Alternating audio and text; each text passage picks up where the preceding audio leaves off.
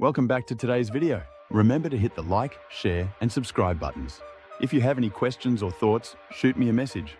Okay, let's jump straight into today's video. Do you believe in aliens? When we moved to Rørvik in 1993, I was convinced that aliens and UFOs were all made up from movies and TV shows. But then, some bizarre things started happening. For 7 nights in a row, I woke up at the same time, 1 a.m., and found myself drawn to the window. I would pull back the curtains, look outside, and then return to bed. It felt like some strange compulsion, and I couldn't shake the feeling that I had to do it every night. On the 8th night, I woke up at 1 a.m., got out of bed, felt safe, went to the window, and pulled the curtains back. I looked outside and saw the neighbor's house, the snow-covered street, and the street light, just like I'd done for the past 7 nights. Then, I looked up at the sky and saw a UFO, a flying disc. It looked like a traditional flying disc with a dome in the middle and a ring of lights around the dome's skirt. It was hovering in the sky over my neighbor's house, which was quite big and close to mine. My first thought was, OMG, they do exist. They're real. I need to wake up my parents so they can see this. After that, I tried to walk away from the window and head to my parents' room, but I felt like something was holding me in place. No matter how hard I tried to move, I was stuck, which freaked me out. I could feel all my muscles moving and reacting, but an outside force was preventing me from lifting a finger.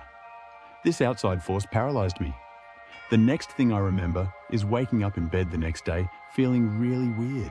In the months and years that followed, I never saw another UFO like this one, but for some reason, I decided one day to take a flashlight, go outside, look up to the starry sky and signal. I started doing this, and each time, I would see a bright light among the stars flying at a tremendous speed, slowing down, signaling the exact pattern I had signaled with my flashlight back to me, and then speeding up again. I also saw strange crafts that did not look like any other standard aircraft flying over Rørvik in daylight. Many years later, in recent years, I have seen pictures online of American drones, and I instantly recognized them as what I had seen in the daytime over Rørvik. I still have no idea what I saw that night in Rørvik, and I'm clueless about those lights that seem to be trying to communicate with me. All I know is that what I saw during the daytime was man-made, but I didn't realize it at the time. I'm not ruling out the possibility that what I saw in the night sky could have been some man-made drones operated by American servicemen having fun and signaling back to a kid in Norway who was just using a flashlight. But I have this strange memory of floating outside our house at night and looking into every dark room except mine, which was light with the curtains drawn back. This memory is in 2 parts. One at night, when I'm lifted in the air away from our house, and the other in the early morning hours when I'm approaching our house, and I have this thought in my head, wow, they let me go. I did not expect that. When I returned to my room, my bed felt cold, as if it had not been slept in for hours, making me feel like I had been away for hours on a long journey. I recall thinking they had given me an important message, one I had to promise to convey, and that they were nothing like how they were portrayed in the movies. And I had no reason to fear them. But to this day, I have no idea who they were or the message. This brings us to an interesting question. What does the Bible say about aliens? How you answer this depends on how you read the Bible. As a mainstream Christian, I have learned aliens can't exist because it would mess with the entire doctrine of salvation and sanctification. It would force us to ask, did Jesus die for humans only, or did he die for the Greys at Zeta Reticula or the Pleiades as well? If he only died for humans, why? So, from this problem of impossible questions, the idea arose in mainstream Christianity that if aliens would one day be discovered, they had to be demons coming to Earth to seduce humanity. Among secularists, there is a consensus that aliens would topple most of the world's religions, including Christianity, because they could give us a different creation narrative than what we Christians believe in.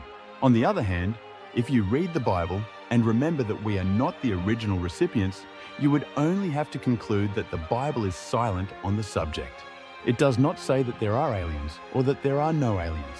The original recipients of the New Testament believed Jesus atoned for our sins in the heavenly temple before the world was created.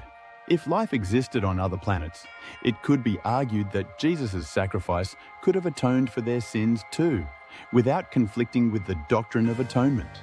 But if you believe Jesus atoned for our sins on the cross, then life on other planets becomes a big problem for the doctrine of atonement. So, if aliens were one day discovered, it would not pose a problem for those of us who know we are not the first ones to receive the Bible. But let's assume, for the sake of argument, that life has been created on other planets and we will one day make contact. If they are created as we are, in the image of Jehovah, then they will, just like us, have the ability to do good or evil. Then there is a possibility they will not have our best interest at heart the day they make contact. How can we know for sure who the good guys are in flying saucers and who the bad guys are? The Bible has an answer for this. If they live by the Torah, they are the good guys. And if they reject the Torah, they are the bad guys. We will never get a definitive answer on the question of the existence of aliens, but I can only work with what I know.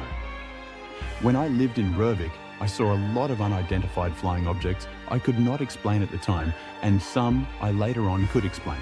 Many years later, I suddenly got an explanation for the unidentified flying objects I saw during the daytime. Drones built and operated by the United States Air Force.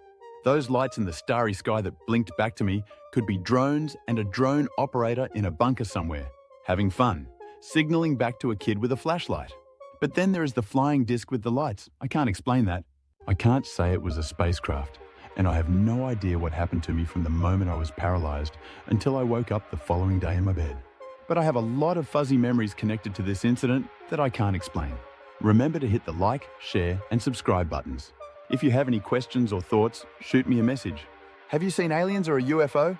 Would you like to share your story in the comments below? What do you think would happen if aliens made contact one day? Until next time, God bless.